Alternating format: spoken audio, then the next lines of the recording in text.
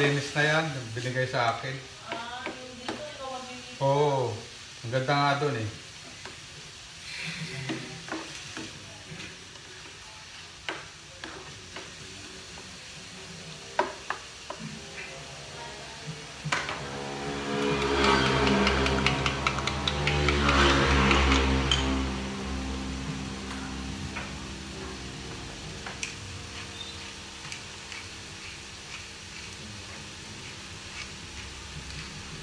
Jonathan yun eh.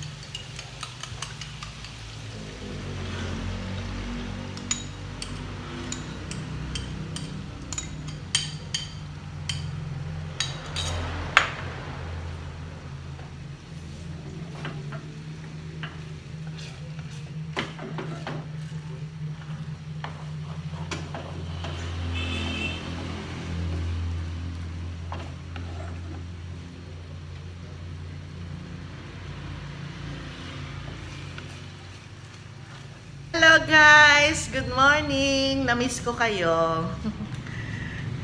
Ayan, maganda na yung panahon natin ngayon. At maganda na rin yung ating pakiramdam. Medyo ingat-ingat pa. Pero kaya ko na guys. Oh, dito na yung Si Papa nga pala umalis na. Nagpunta na siya ng bukid. Sabi ko, ako naman na magbablog dito sa bahay. Kasi 2 days yata yun na siya lang yung nagbablog. O, ayan guys, nagdadahan-dahan naman ang inyong inang Reyna. Huwag kayong mag-alala kasi aalagaan ko din naman yung sarili ko. Wala si Papsi, kaya siyempre kaya-kaya ko naman gawin. Sabi ko sa sarili ko, kaya ako na lang.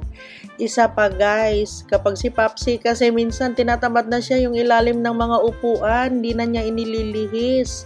Sabi ko sa kanya, ilihis niya kasi yung mga bebe loves namin, yung kanilang mga ihi, minsan umaagos dyan. Naku, ganyan kakukulit yung mga batuta na yan.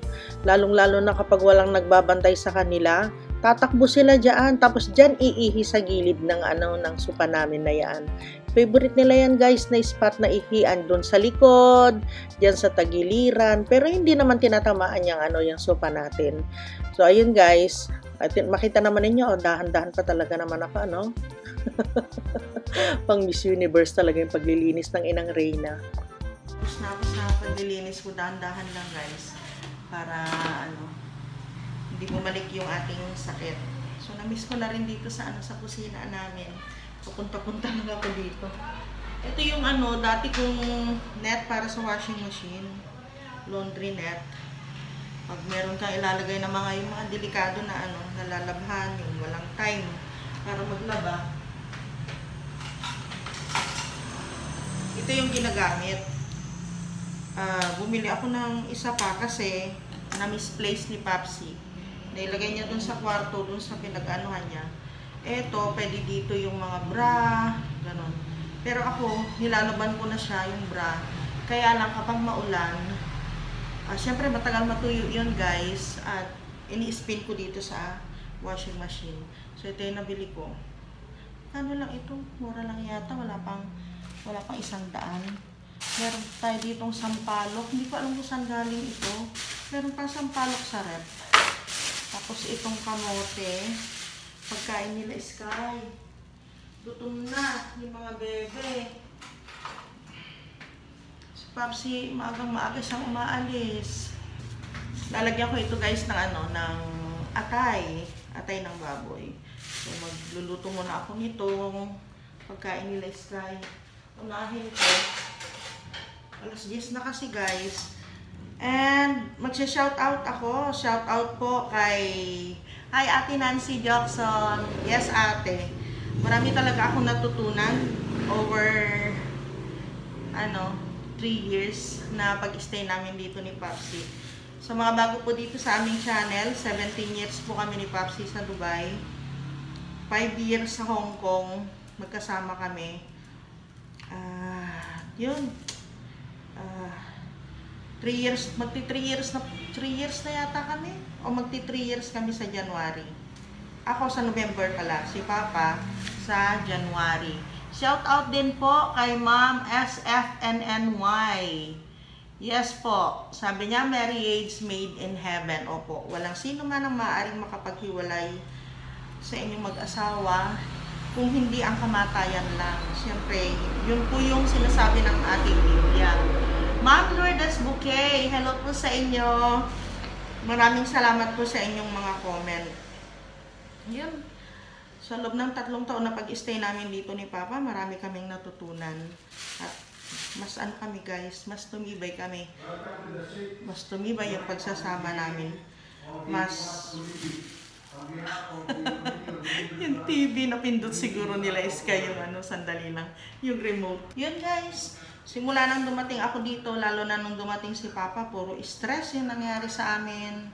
Puro pinahinaan ko lang nga pala yung TV kasi andun sila Sky, para kunyari may kasama sila. Yun. Puro stress yung naranasan namin ni Papa. Pero alam nyo, maganda yung kasi lagi kami nag-uusap nila Papa tapos yung mga anak namin. Dati kasi napakalungkot ng buhay, 3 taon ng lungkot, tapos punong-puno ng stress, punong-puno ng galit. Pero pala, kapag inalis mo yung mga bagay na alam mong nagpapalungkot sa iyo, alam mong nangnanakaw ng kaligayahan mo, yung mga taong nagbibigay sa iyo ng stress, mga taong nananakit sa iyo, pag inalis mo sila sa inyong buhay, totoo pala yun. Babalik po yung saya ninyo, magiging maligaya ulit kayo. Ganun po yung ginawa namin. Basta hinayaan na lang namin, pinagkaloob na lang namin sa Diyos lahat. Bahala na ang Diyos. Pinaubaya namin lahat sa Diyos, ang lahat. Mula nung ginawa namin yun ni Papa, hindi na kami nag-iisip, wala. Tapos nag-focus po kami doon sa yung paglilingkod sa Kanya. Nag-focus po kami doon sa paglabas namin lagi sa larangan, preaching work. Doon po kami nag-focus. Malaki po ang naitulong nun sa amin. Kaya sa may mga may mga problema, itigil na po ninyo yung pakikipaglaban.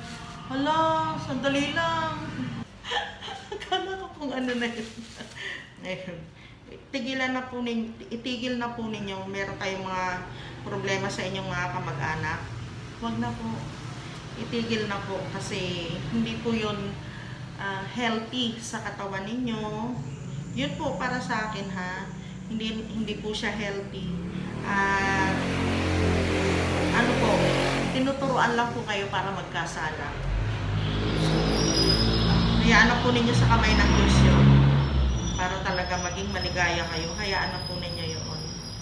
Kami ni Papsi, ganun po yung ginawa namin. Kaya bumalik po yung sigla ng pagbablog namin. Kasi nawala po yun Bumalik na rin po yung confident ko sa pagbablog. Saka hindi ko na po iniisip yung mga ginawa sa akin. Yung mga pangit na ginawa, wag na po ninyong isipin. Magpatuloy po tayo sa buhay. Lalo na kung dati naman tayong maligaya. Kung dati masaya naman tayo. Kami ganun ni Papsi ang ginagawa namin. Tapos yung mga anak namin, hindi na rin nag-aalala sa amin kasi positive lang po yung mga iniisip namin. Puro positive. Pag meron nang baba sa amin, okay lang po yun. Sinasagot na lang po namin pero hindi na namin dinadamdam. Sagutin mo na lang pero huwag mong damdamin. Matulog ka ng mahimbing. Mas masarap po yun. Mas masarap po ang mabuhay ng ganun. Matulog ng mahimbing. At saka pag hindi mo sila pinapansin, nawawala po ang galit sa puso niyo. Kasi wala ka nang kakagalitan, wala ka nang kinaiinisan. Hinayaan mo na kasi siya sa Diyos. Pinauhayaan mo na siya sa kamay ng Diyos. Ganun pa, totoo pala yun, totoo pala. Kasi ganun kami ni Papsi. Kaya ngayon, sinasabi ko hindi ako makatulog, hindi dahil sa problema guys. May insomnia na ako. At saka yung mga diabetic daw po ganun, nahihirapang matulog sabi ng doktor ko. Kaya sa araw, hindi kagaya ng dati na hindi ako makatulog, sumisigaw ako sa gabi, umiiyak ako. Pero ngayon hindi na guys. Hindi na po. Kaya maganda rin yun. Tapos kapag mayroon, basta sa susunod na lang, saka ako sasabihin sa inyo. Pero ako, wala na po yung hatred, wala na po yun. Tapos na. Tapos na. Napakasaya pong mabuhay ng masaya. Napakasarap mabuhay ng hindi ka nagkakasala sa kapwa. Ito na yung pagkain ng mga aso. Ay, haluin natin. Oops. Gustong-gusto nila ng kamote. Si Sky, kanina pa nagugutom. Iniwanan kaya niya ako sa sala. Oo. Lambing siya ng lambing sa akin eh. Hindi ko pinapansin kasi nagmap ako.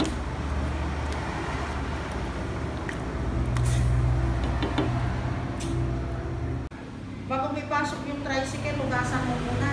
Oo. Para malinis siya na yung may gagarahe. Kawawa naman. Hindi pa natin napapalitan ng Hindi na napalitan niya ng trapal. 5 years na yung trapal niya. Napupugnaw na. Hindi namin maasikaso. Napalitan. Kahit yung upholstery niya, yung mga upuan, sira na.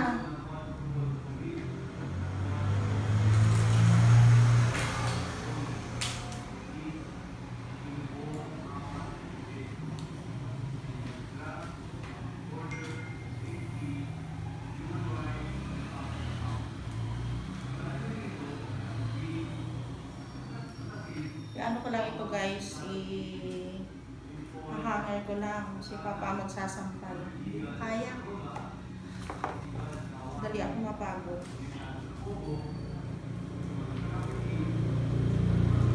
Ilan lang yung yung hanger. Yun lang ilalamhan. Kunti na lang yung hanger. Tapan ko yung yung hinihigaan ni Bella sa kwarto para hindi mangamoy. Mga 3 piraso lang yan.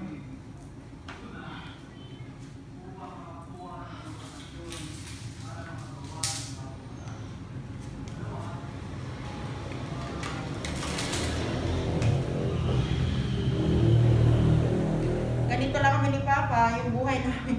Busy kami sa trabaho, araw-araw. Kaya, ganito lang tayo kako, busy lang tayo sa trabaho araw-araw.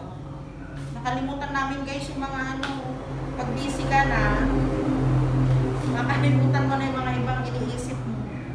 Wala na. Kalimutan mo sinasabi ng mga marites. Bala sila mag-marites. Wala kaming panahon sa mag-marites. Huwebes ngayon Friday bukas. May preaching work kami guys sa Saturday, Sunday. Busy din kami noon. Pag Saturday, Sunday. Actually busy naman kami everyday. Kaya lang dahil dito sa pagpapahinga ko, pati din si Papa hindi tuloy nakakalabas. Hindi din siya nakakaalis. Punta lang siya sa bukid. Wala yung aking hideout. Na kanina ulan, mambon. Di nabasakan. Sumilong ako. Oo Wala nang pipino si Tatang. Wala nga wala hindi naglako si Tatang hindi ko nakita. Busy lang ako doon sa laan. Guys, paksiw na sapsap. Kompleto ricados na yan. Lagyan natin ng suka. Wala pang tubig yung namin. Paksiw. Isang araw pa namin binili ito. Ngayon lang maluto. Pero sariwa pa rin.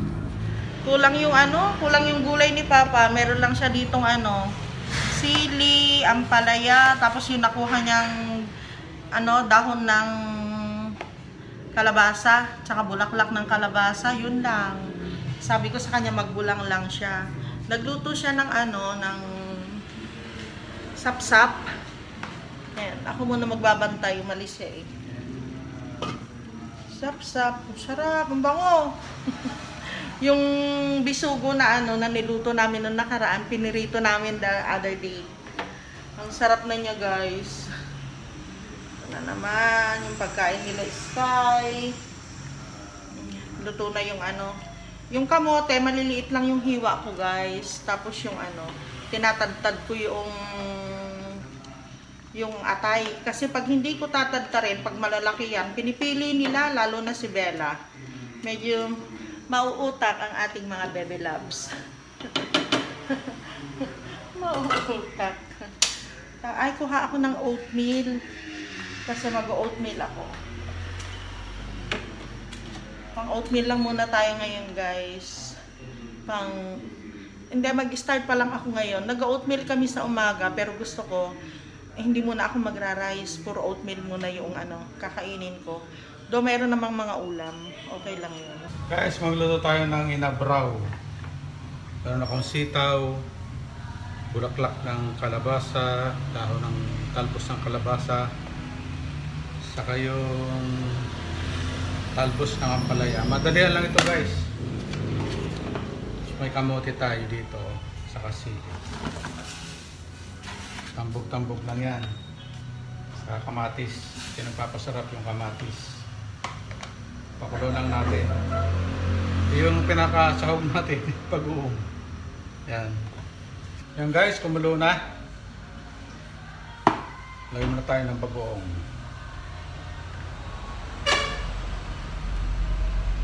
Isang kutsara at kalahati.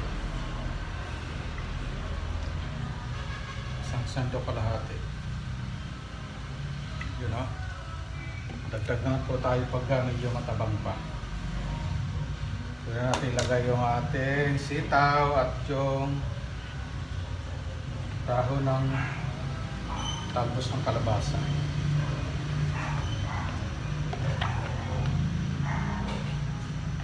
Yan. Sarap yan, guys. Konti lang yung luto namin para sa amin lang. Ay, isang kanin lang pala sa amin na mawalap. Panahin yan. Sarap yan, guys. Yan, guys, luto na yung ating gulay. Ay, lalagay po natin yung talbos ng ano, palaya sa kabulaklak.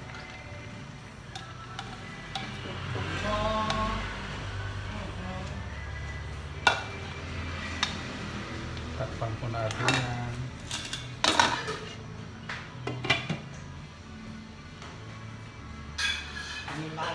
Tatahol-tahol dyan na si Bella. Ay, si Sky. Gusto sigurong pumasok dito. Baka nasaraduhan ko. Nag-edit na kasi ako. Maingay yung TV ni Papsi. Ano yan? Ay, si Beldat pala. Si Ante. Yung gustong pumasok dito. Ay, Ante. Nasaan si Sky? Kumain na ako, guys. Nag-oatmeal na lang ako ngayon. Oatmeal sa kadalawang hotdog. Yun lang. Aray ko. Isang itlog pala. With isang itlog. Pinagprito ba naman ako ni Papsi ng 4 na hotdog? Di ko naman kayang ubusin yon. Ayan, katatapos ko lang kumain. And then, ayan, nawalan ng kuryente kanina, guys. Kaya, ayan, nag-ano uli ako, nag-edit. At alam niyo ba kung ano yung nangyari sa akin? Kasi, guys, ganito yan. Nakabili kami na, ito kasi ay itong keyboard ko na ito. Pang talaga dito, pang sa computer ko talaga na ito.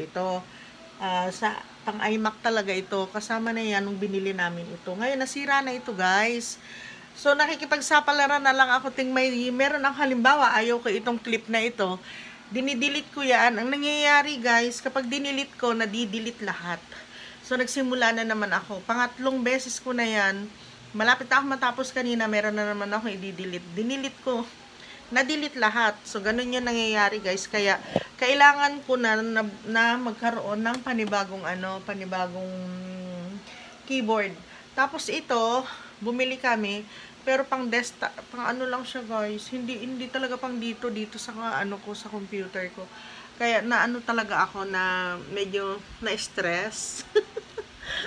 Kasi hindi ko alam. Iba kasi pala, ganun pala yon. Siyempre, wala naman ako alam dyan, guys. Hindi ako marunong sa computer na yan. Iba na kasi ngayon.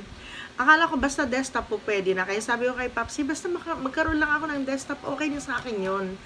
Wag na tayong wag na tayong bumili pa ng dahil mahal yun guys. At saka hindi namin alam kung saan namin bibilhin. Ito namang keyboard na ito, itong itim na ito, sa Lazada lang namin ito binili. Nakabili kami, parang 350, ganon siya kamahal dito guys. Sa kasi sa Dubai, mura lang itong mga ito na bibilhin mo. Kaysa naman, ang tagal-tagal pa kapag magre-request ako sa kanila, ipapadala pa nila, baka mawala, baka masira. Alam mo yon yung iniisip natin. At saka, minsan, iipit mo lang yun dun sa bagahe. So, nakalimutan ko nung nagpabagahe sila, Ate Cheng. Kaya, ayan ang nangyayari sa akin. Paulit-ulit, lagi akong minsan gusto ko na talagang umiyak, guys. Gusto kong umiyak. Nag-edit ako, 2 to 3 hours, guys. Imaginein mo yon, naka 3 hours ka na, patapos ka na, biglang madidelete lahat-lahat. Pang 3 times na ito. So, sinimulan ko ito kaninang alas 11 ng tanghali.